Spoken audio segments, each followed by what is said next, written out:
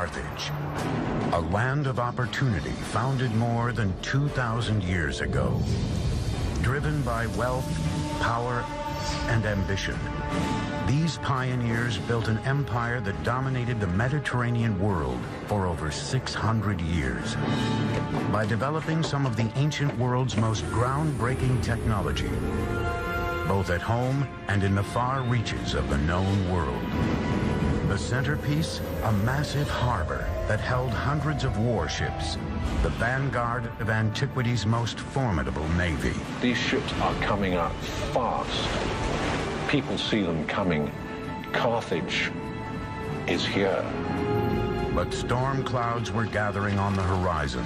Carthage finally had an enemy that could match it blow for blow. A superpower like the world had never seen, Rome. The Romans saw Carthage as a spear pointed at the very heart of Rome. In this to-the-death struggle, only one could emerge victorious. The other would be reduced to rubble.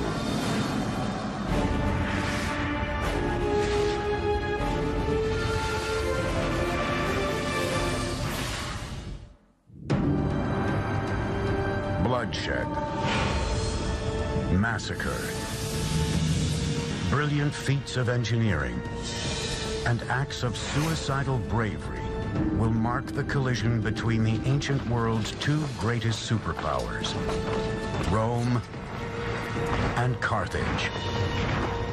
It will be a fight to the death, and the outcome will change the course of Western history. Welcome to Tunisia. Hello, I'm Peter Weller. When I was a kid, I heard the name Carthage, and I knew it was an ancient city. I didn't know exactly where it was. I'd heard of Hannibal and the elephants crossing the Alps and these famous wars with Rome. And I learned these wars were called Punic Wars, after the Latin word punici, which is what Rome called Carthage. But I had no idea where Carthage was. Well, it was here, in the northern tip of Tunisia, and behind me is the modern capital of Tunis, a city of about 2 million people sitting on the Mediterranean Sea. By the 4th century BC, Carthage was an absolute empire, dominating the Mediterranean with a formidable navy. But the original legend of Carthage starts in the eastern Mediterranean city of Tyre. The Phoenician city of Tyre and a beautiful woman named Dido, and the jealousy and greed and lust for power that would absolutely rip a royal family apart. Dido was the beautiful daughter of King Matan. Her husband was an ambitious Phoenician who had met an untimely end. He was murdered by her brother, Pygmalion. Terrified for her life, Dido fled across the Mediterranean from her homeland of Tyre to a no-man's land at the northern tip of Africa. There she bargained with the native people to buy as much land as could be covered with the hide of an ox. Clever and cunning, Dido cut the hide into the thinnest of strips, then arranged them to enclose a large section of fertile land. There, under her governing hand, the fantastic Carthage, or new city, would be engineered. When they came to Carthage, sized up the bay, looked at the mountains, looked at the flow of the rivers, looked at a place, the Bursa, which would be a great defensible fortress site, they said, this is it. This is where we will build our city. Dido's settlement, Carthage, quickly prospered. According to legend, tales of its wealth and Dido's beauty spread all the way to Erebus, king of the Moors. Part of Dido's story is this tale of the king of the Libyan natives, Yarbas, who wishes to marry her, but she refuses to do so. According to the storytellers, it's out of love for her assassinated husband, and she climbs onto a self-built funeral pyre and burns herself up. It was here, from her ashes, that one of the greatest empires in the known world would rise. Surrounded by bigger powers and with little land, the Phoenicians of Carthage turned to the sea. They were pioneers, pragmatic, open to new ideas, and endlessly innovative.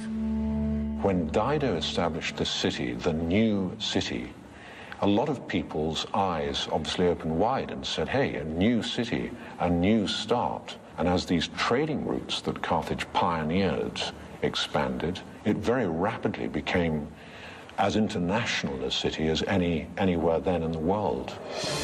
Over the next 200 years, Carthage evolves into a major Mediterranean power, establishing colonies in Corsica, Ibiza, and North Africa. By around 700s, maybe 650 BC, Carthage is a force to be reckoned with. Everybody's heard of it. Nobody messes with it. It's a very important city. Through expansive trade networks, by the 7th century BC, Carthage's new territories were generating a massive treasure chest, and its population reached 300,000, making it one of the biggest cities in the world. To some extent, you could compare it to a Manhattan. This is a huge population living in a relatively small area. So this is an important commercial and cultural hub, not only for North Africa, but also for the entire Western Mediterranean world. Before the Carthaginians, grand engineering feats had been launched in the name of the gods. Carthage's focus was closer to home. Like America 2,500 years later, the wealth of Carthage drew legions of people looking to make their fortune. Soon the city's architects and engineers had to find a way to house them all, a challenge that would lead to the most remarkable urban building boom in antiquity. There was something very important to the Carthaginian spirit, to its psyche, about staying within the walls of Carthage. So the pressure to design buildings that would accommodate people who wanted to live within the city was very strong. The Carthaginians would be the first on a massive level to turn the city's sky into private property by building apartments. These were as high as 6 stories, very densely populated. Why? Because people wanted to come to Carthage. It was a successful, happening place. If you wanted to get on in life, you wanted to come to Carthage. To build a city for the ages, first they would need materials with which to build it. The answer was located at El Hawariya on Tunis Bay. There in these remote quarries was a seemingly endless supply of limestone that was both easy to work with and quick to put up. Limestone is the perfect choice for building, and there were limestone depositions geologically in that area, in that basin, very close at hand. Archaeologists speculate that, like the Egyptians before them, the Carthaginians cut each block of stone using the simplest of means: water and wood. After they've chiseled a dotted line channel along the face of a rock, they take a wooden wedge, stick it in there, if it's deep enough, and then wet the wood. And what will happen naturally is the wood will expand with the water, and then it'll naturally crack the stone. The increased pressure from the expanding wood caused the stone to crack in almost perfect lines. From there, workers separated each block using crowbars and other tools. Once the massive blocks of stone were quarried and transported to the city, the Carthaginians used pier and panel style construction to quickly transform Carthage into a dynamic capital. It's very clear that by using stone in the first place, they weren't ready to pick up and go elsewhere. They were looking down the long term. For each metropolis to survive, it needs a constant source of running water. Carthage was no different, so the ancient city engineers turned to cisterns like this. Each cistern was made of a double layer of eggshell, ash, and clay, made the cistern absolutely watertight. Every home enjoyed access to a cistern through a series of pipes and channels. Carthaginians had fully equipped bathrooms with tubs and sinks and even showers years before ancient Rome. And we have clear evidence way before the foundation of Carthage of domestic plumbing. But it is Carthage by 600 BC or thereabouts, and certainly Carthaginian town of Kirkuane by 450 BC, that we have the first evidence of a unified system of water usage and, critically, sewage. Any fool can put in a bathroom, but the question is what you do with the waste water. And at Kerguelen you see very clearly a unified single system that has piped water to the rooms that need it, the kitchen and the bathroom, but then piping the wastewater out to a common sewage system. This was evolutionary, yes, but it is also typically Carthaginian because it's also revolutionary. By the 6th century BC, Carthage was growing into a true city-state, brimming with magnificent temples, glittering palaces, and high-rise houses. But as Carthage's flame burned brighter, the flame of their Phoenician cousins was burning out. The great Phoenician city of Tyre fell to the Babylonians in 574 BC. Carthage was now on its own. Before long, the Carthaginians would sail beyond the dusty shores of North Africa, continuing to expand their empire by conquering the seas.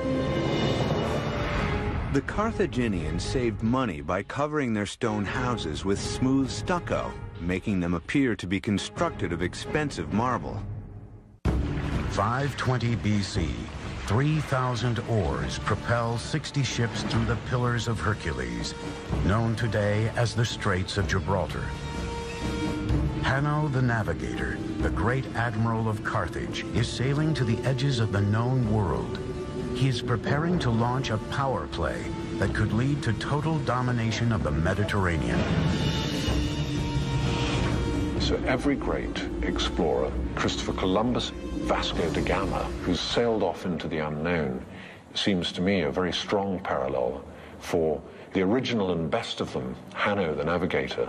Hanno set sail to extend the boundaries of the Carthaginian network of colonies and exchange, not mere trading activities, but planting whole cities of new settlers to maintain control of land and access to its resources. Carthage's technical prowess on the seas has brought it power and wealth. By the 6th century BC, the islands of Corsica, Sardinia, and the Balearic Islands are now under its control.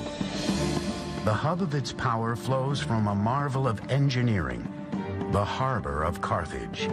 This is the absolute pinnacle of Carthaginian engineering. Although records are shaky, archaeologists believe it may have been constructed as early as the days of Hanno.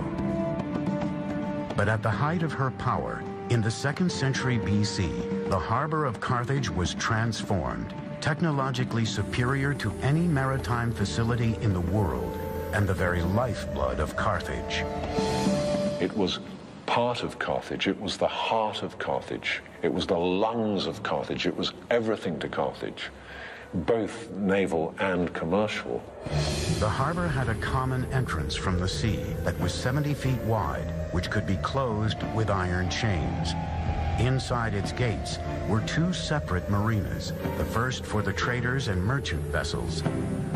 The mercantile harbor, the commercial harbor, was organized with conventional wharves to make as easy as possible the loading and unloading of goods. So in Carthage, readily one can imagine in, say, 400 BC, you would see all the goods there were in the then known world being bought, being brought, being sold in Carthage. The second, a circular harbor, was designed for military use. A series of 30 docks were arranged symmetrically. Another 140 additional berths radiated out on the perimeter of the circular port, allowing the entire harbor to hold 220 boats. Today, a lone dry dock has been excavated, a reminder of the strength the harbor once commanded. This is all that's left of the Kothon, or military harbor of ancient Carthage. A kothon was an interior port carved out of the land as opposed to an exterior port attached to the seaside. Now, with all these beautiful villas around here, it's kind of hard to imagine that this harbor was the launch point for the wealth and power of ancient Carthage.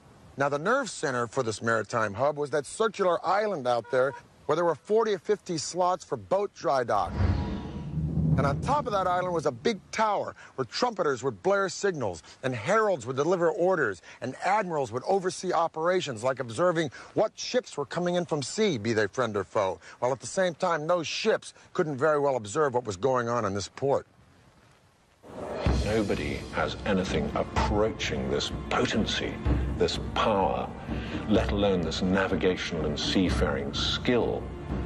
So when the barriers are taken off the channel and within, they're scrambled, as they did in World War II with aeroplanes, these ships are coming out fast down this channel and out into the Mediterranean. People see them coming. Carthage is here. For 2 centuries, Carthage dominated the Mediterranean. But a rival across the sea to the north was steadily evolving into a military machine of unparalleled potency. Rome. These 2 superpowers would soon find themselves in conflict over the jewel of the Mediterranean, Sicily. Carthage was built to trade, and Sicily was critical to that trading. Why? Because it's right bang slap in the middle of the most important shipping lane in the world. Whoever controls Sicily controls these vital trade routes. The Romans saw the enormous riches that Carthage could command, and it started to just elbow into them. And the Carthaginians nudge back and say, hang on, we were there first. Please, as it were, get your tanks off my lawn. Both Rome and Carthage now had settlements on Sicily. This tension would trigger a series of wars that would rock the ancient world. The Romans saw Carthage as a spear pointed at the very heart of Rome and at their own burgeoning trade empire. So, of course, they felt they had to eliminate it. They would come to be known as the Punic Wars, named after the Roman word for the Phoenicians. The outcome would change the course of world history, and Carthage would be led by one of the greatest military geniuses of all time. Some historians believe the sailors of Carthage were the first to sail to the Americas, nearly 1,500 years before Christopher Columbus. At the beginning of the 3rd century BC, the Republic of Rome is called down into southern Italy by a Greek town to help that town against pirates. Now, it's not long after that the 2 Sicilian cities get at it. One of them, Messina, originally asked Carthage for help, but then they go, nah, let's ask Rome, because they're closer, probably a better deal. Syracuse fights Messina and Rome 1 battle, quits, gives up, turns himself over to Rome, and Rome, in the span of decades, has all of southern Italy and eastern Sicily. This really POs Carthage, and thus begins the First Punic War. And the outcome of this war will not only decide who owns Sicily, but who's going to be ruler of the entire southern Mediterranean Sea. 264 BC, Rome and Carthage begin the First Punic War. 17 years later, the 2 sides are still deadlocked in a bloody slugfest. The stalemate appears to be broken only when a fierce and charismatic military commander named Hamilcar Barca takes control of the Carthaginian forces. Hamilcar was the first great general of the Carthaginian Empire. He's the man with charisma. He's the man who knows how to get the job done, how to save their coals from the fire.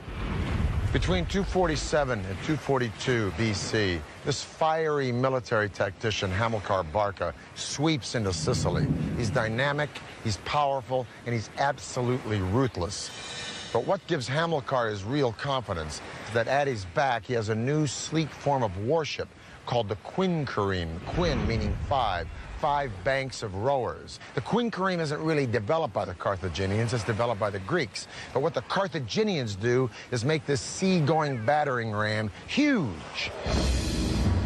In that period of the Punic Wars, wow, they were the feat of shipbuilding and engineering. Quinquereme apparently had 5 banks of oars. Now, there's been some debate exactly how that worked, but it is believed that there were 3 levels with 5 guys, 2 on the top 2 levels, each with an oar, and then 1 guy at the bottom. Whatever the case, it was a bigger, larger version of the trireme. However, even though it's a bigger version, the tactics involved in naval warfare are exactly the same. The main purpose of these ships is to ram the enemy ship. That's what they were engineered for. Outfitted with a bronze-covered ram, they were designed for speed and maneuverability. These were very, very, very quick. Trying to catch a Carthaginian warship was trying to hit Muhammad Ali in his prime as a boxer. A standard quinquereme was roughly 120 feet long, 9 to 16 feet wide, and could hold up to 420 sailors. Fully manned and loaded, a quinquereme weighed more than 100 tons. On open water, these mega ships were killing machines. And this thing is just coming straight at you at a speed you've never dreamt of as possible. And bang!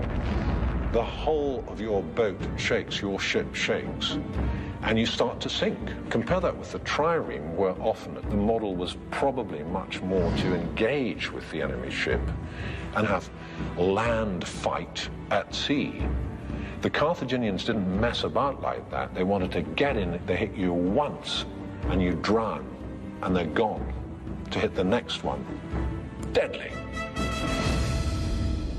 Now, the genius of the Carthaginians was in figuring out how to mass-produce these ships. They took sort of prefabricated parts and put them all together on an assembly line. So to an enemy, no sooner would a quinquereme be sunk than another one would appear on the horizon.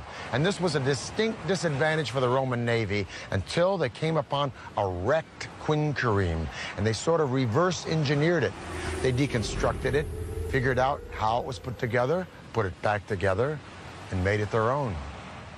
They captured a grounded Carthaginian quinquereme and made dozens of copies of these. In fact, the copies weren't as well made and were made out of green wood, and after one season they fell to pieces. But never mind, that's all the time the Romans needed to turn the tide.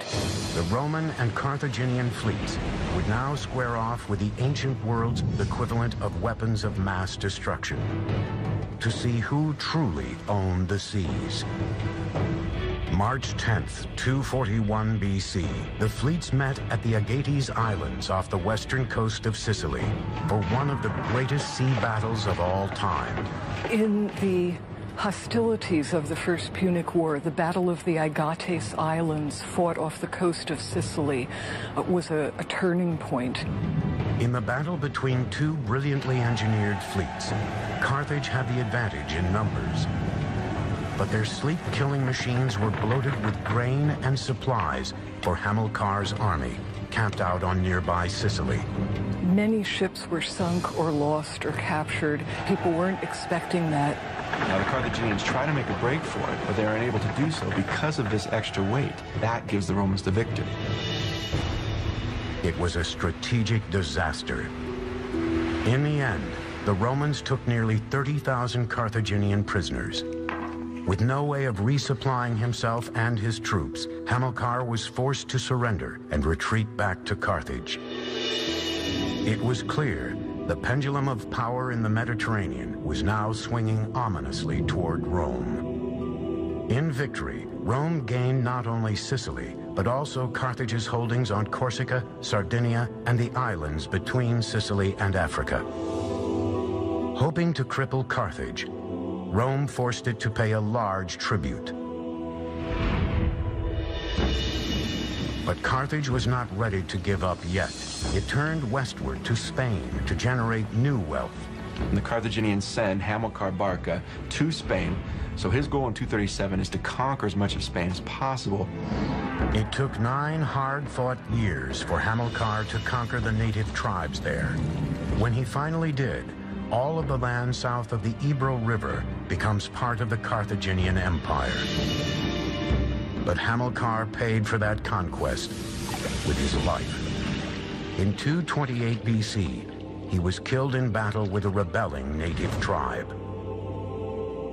Hamilcar's death in Spain was a great blow to Carthage, but it was by no means the end of Carthage. In fact, it opened the way for a whole new initiative. Legend has it that Hamilcar's 9-year-old son begged to watch his father lead Carthage into battle with Spain, and the father agreed on one condition, that the son would promise eternal hatred of Rome and commitment to that republic's defeat. And it was thus the son, named Hannibal, became the instrument of his father's revenge. And this was the first step on a path that would transform Hannibal into the most devastating foe that the Republic of Rome would ever face. In 1969, archaeologists discovered a sunken Punic warship with cannabis on board. It's thought the herb was brewed into a tea to calm rowers' nerves. 211 BC, a specter is haunting the Republic of Rome. Outside her walls, with an army poised to strike, is the man Romans fear and loathe above all, Hannibal, the great general of Carthage.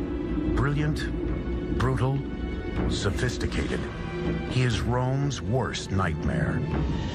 As if by magic, Hannibal has penetrated Rome's defenses. But the magic is actually Hannibal's strategic genius, and the use he makes of one of the world's greatest engineering corps. There's no doubt in my mind that Hannibal wasn't one of the greatest generals in history. I think demonstrably he is the greatest general in history. Hannibal's genius is born of a near religious zeal to destroy Rome, handed down to him by his father. In 221 BC, he was given the tools to do it. At the age of 26, he took command of the Carthaginian army. Hannibal was certainly Hamilcar's son. He was a crafty politician, a brilliant strategist and military man, but his real genius was in knowing when to use all of the great engineering developments that Carthage had at its disposal. As a commander of ironclad courage, he would launch one of the most stunning campaigns of aggression the world had ever seen. Rome had gained control of the Mediterranean, meaning Hannibal could not reach his enemy by sea. Driven to fulfill the vow he had made to his father to destroy Rome, Hannibal set out to do the impossible.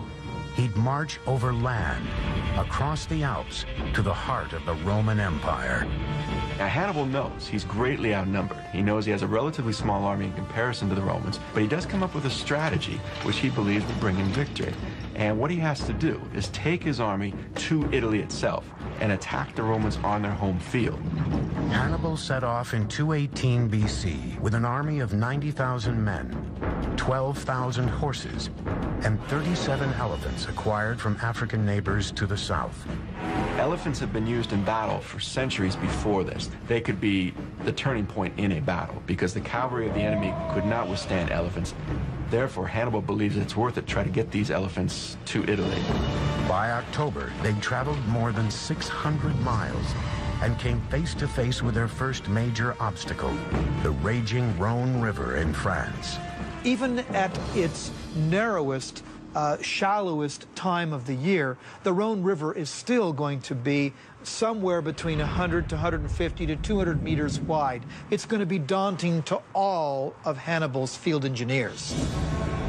On the other side, a large number of Gauls were waiting to do battle. But the wall of water was a potentially deadly obstacle that had to be vanquished first. Hannibal's builders would have to conquer Mother Nature. Not only are the engineering feats daunting, but you also have crowds of insubordinate and hostile tribes waiting on the other side of the river. The solution would be one of Carthage's most spectacular feats of engineering. A series of giant rafts large enough to shuttle animals and supplies across the river in record time. These rafts were about 200 feet long and 50 feet wide. Now that means that you can't just use one single tree trunk. You have to also put multiple trees together and then lash those together too. This requires more than a Boy Scout knowledge of knots. With speed and efficiency, Hannibal's soldiers harvested massive conifers from the surrounding forests and connected the trees together with rope. One thing his engineers had to account for was the psyche of the elephants. So once the logs were bound together, the barges were piled high with a layer of sticks and a layer of earth, so that the elephants would think they were on solid ground. When all was ready, Hannibal gave the signal to release the barges. The Gauls, startled by his boldness, were mystified when they saw the Carthaginian general leading his troops, cavalry, and elephants en masse across the turbulent Rhone. When he arrived at the river's opposite bank, the Gauls broke in panic and fled without striking a blow. The entire operation took a little more than 9 days. I think the crossing of the Rhone in such a short space of time, using rudimentary equipment, is one of the great achievements of military history. And people slightly forget the small engineering miracles that made all this possible. Hannibal and his army continued on and made their way to the foot of the Alps. With winter looming, the troops were starving and exhausted. As they ascended, they confronted another seemingly impossible obstacle: giant boulders. Hannibal's engineers devise a plan that would allow the troops not just to go over, but through. The stratagem of crossing the Alps certainly shocked the people of Italy. No one expected an army with elephants to make it across. And although the Alps may have seemed in places impassable, this idea of breaking up the mountains themselves to create a pathway to get your pachyderms across was a brilliant idea. Now, how did Hannibal get his men, not to mention all those elephants, up, over, around, or through these giant boulders? Well, according to the Roman historian Livy, he came up with an ingenious plan along with his engineers that would literally move mountains. They cut big crevices through these boulders, and then they got wood from the surrounding forests. They'd wrap these boulders in the wood, and when the wind was right, they'd torch the wood. The rocks would heat up, and just when they were hot enough, they'd pour boiling vinegar into the crevices, which would shatter or melt the rocks such that his men could break them apart with iron implements. Now, what was Hannibal doing up in the Alps with all this vinegar? Well, if this is true, and we like to think it was, otherwise how did he get across the Alps? It speaks volumes to the genius of this brilliant general. I'll tell you one thing, after navigating the snow of the Alps, the sight of the plains of northern Italy must have been very, very welcome. On August 2nd, 216 BC, near Cannae in southern Italy, Hannibal faced off against Roman forces under the command of Terentius Varro in a decisive conflict that would seal the fate of these two empires. As dawn breaks, Hannibal draws up a force of 50,000 men, newly strengthened with the help of hired mercenaries, against Varro's nearly 90,000 Romans. Varro decided to try and crush his opponent, sending a massive force to attack Hannibal's center. This would prove to be a fatal mistake. Anticipating Varro's strategy, Hannibal orders his cavalry to circumvent the Roman ranks from the rear. Hannibal had certainly done his homework in studying the psychology of his opponents, and he was able to trick them into his center, and then his forces could engulf them. Completely surrounded, the Romans were slaughtered where they stood. Only 3,500 Romans managed to escape. 10,000 were taken prisoner, and 70,000 were left dead on the battlefield. At the Battle of Cannae, the single greatest defeat ever inflicted on a Roman army throughout its entire history. And of course, we have to go to World War I to find a scale of slaughter as big. Cannae was a masterpiece of military strategy, but Hannibal was unable to capitalize on his string of victories. He fought on for another 13 years, mounting siege after siege on Rome and its surrounding cities. But ultimate victory remained elusive. He could defeat them in the field, but he lacked the proper weapons to take on the Roman capital. In 204 BC, Rome went on the offensive and launched an attack on Carthage. Hannibal finally returned home to muster its defense. In 204 BC, Scipio Africanus, who had already beaten the Carthaginians in Spain, convinced Rome to let him go around Hannibal altogether and attack Carthage directly. Hannibal was recalled to his city to defend it. Now, these two heavyweights met and spoke. We have no idea what they said to one another. It's lost to history. In 202 BC, they met again at the Battle of Zama. And Hannibal was defeated. And he was forced to surrender to an enemy that he'd spent his entire life trying to destroy. He would not fulfill his father's wishes. He was exiled from Carthage, and years later, near present-day Turkey, he committed suicide. Carthage's defeat at the end of the Second Punic War forces the empire to submit yet again to Roman terms. They are forced to surrender in 202 BC. The Romans again impose very harsh peace terms on the Carthaginians, meaning, first of all, they must again pay an indemnity, a tax to the Romans. Also, the Carthaginians lose their overseas territories, meaning their territory is now confined to areas just around Carthage itself. One last very important part of this treaty was that Carthage could not fight a war, any war, even a defensive war, without Rome's okay.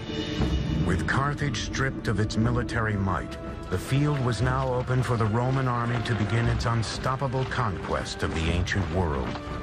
And their first major target would be the wounded city of Carthage.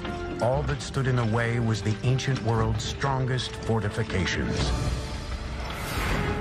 Hannibal ad portas, which translates to Hannibal is at the gates, was often used after the Second Punic War to scare children to bed. 150 BC.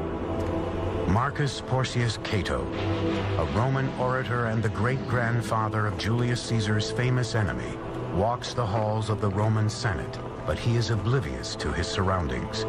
For him, there is only one thing on his mind: Carthage. Cato was only too well aware of the strategic position of Carthage. He could see that as long as Carthage was an independent stronghold, it was too close to Sicily and Italy to be allowed to harass shipping or maintain a military presence. He wanted it completely wiped out. Now in Carthage, Carthage's one-time ally and neighbor, Numidia, starts to encroach on southern Carthaginian territory. Carthage feels obliged, and rightfully so, to defend itself, but there's a caveat. Since the Second Punic War, Carthage has promised Rome never to take up arms against anyone whatsoever without the consent of Rome. Rome sends a commission down to arbitrate this beef between Numidia and Carthage, and one of the deputies on that commission is Cato. And when Cato sees the prosperity with which Carthage has bounded back since the Second Punic War, he goes right back to Rome. He rails against the Senate that this prosperity means one thing and one thing only: Carthage is going to be at our doorstep with arms in no time. No matter what speech he makes, roads, politics, taxes, he always ends with ceterum censeo Carthaginum esse delenda, which means, furthermore, I say Carthage should be destroyed. Now, Carthage, feeling it's going to be annihilated, no help from Rome, takes up arms. Rome sends an army down to Carthage. Rome tells Carthage, you have to abandon and evacuate your city. Carthage refuses. Thus starts the Third Punic War. But now Rome has got a problem, because the strongest fortifications in all of antiquity at that time are the walls of Carthage. Today, time has reduced the fortress to its foundations, but in 149 BC, these protective walls were the city's last hope. It was a three-part wall system with massive stone circuit wall. It covered a huge extent and was thought to be unbeatable. A wonder of the world, those Carthaginian walls. And the Carthaginians trusted them. The wall had a circumference of 23 miles and a series of 3 protective layers. First, a ditch backed by a low wall packed with excavated soil, which would have been manned by a front line of soldiers who could withdraw quickly in the face of a major assault. The second wall was constructed of stone and dominated the outer defenses. Behind this second wall stood an even more impenetrable third wall, 45 feet in height and at least 30 feet wide. 15 towers were spaced at 200-yard intervals where watchmen stood guard. Inside this wall lived part of the Carthaginian army, including 20,000 men, 300 elephants, prepared for any type of attack that took place. The wall system surrounding Carthage made it the best fortified city in all of the Mediterranean, if not the world. And against the Romans, it would face its ultimate test, led by the fabled Carthaginian general, Hasdrubal. The Carthaginian commander who would lead the Carthaginians during the Third Punic War was Hasdrubal. He is the one responsible for retaliating against the Numidians, and he is the guy who's going to be leading the main resistance. As the Roman legions descended on the city, the Carthaginians hurriedly scrambled to build a new defensive force. The women gave their hair up. They cut their hair so that they could make rope to fire the catapults. They emptied the prisons. The old men volunteered. People who hadn't been blacksmiths for 20 years said, "I'll try again," and they rearmed themselves in an explosion of intent and determination that we really have to go to the siege by the Germans of Stalingrad to see again. In 2 months of frenzied work, they produced 6,000 shields, 18,000 swords, 30,000 spears, 120 ships, and 60,000 catapult missiles. Despite the arsenal Carthage had assembled, Rome had sent an overwhelming force. The city was alone, facing its own destruction. There was no area left alone without Rome or Roman allies, with none of the colonies in a position to stand up to Rome. Carthage was left on her own. The city hunkered down behind its immense fortifications, hoping against all odds that their walls would repel the impending Roman invasion. Carthage held off the Roman attack for 3 years. And even in the last days after the Romans broke through the walls, it took 7 days before they could get to the top of the citadel, of moving through town like a juggernaut. The Roman siege squeezed the life out of the city from the outside. And eventually, although the immense land wall was never breached, the Romans managed to scale those at sea. Inside the city, the fighting continued street by street. Few Carthaginian snipers were left, but they were so fierce that the Roman commander Scipio Aemilianus ordered the city to be set on fire and leveled. Thousands of Carthaginians were burned alive in the blaze. It was a firestorm. It must have been hellish for the residents, people fleeing.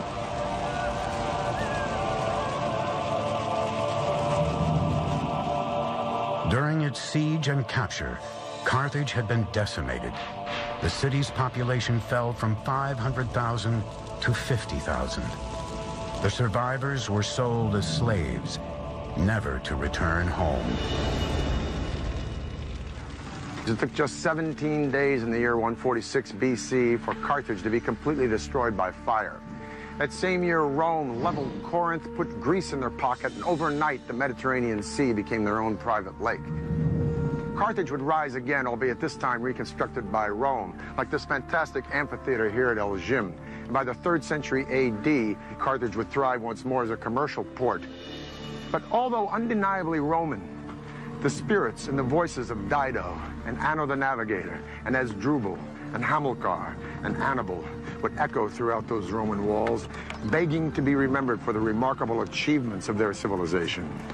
And if you listen well, you can still hear those voices whispering among the ruins that are Carthage.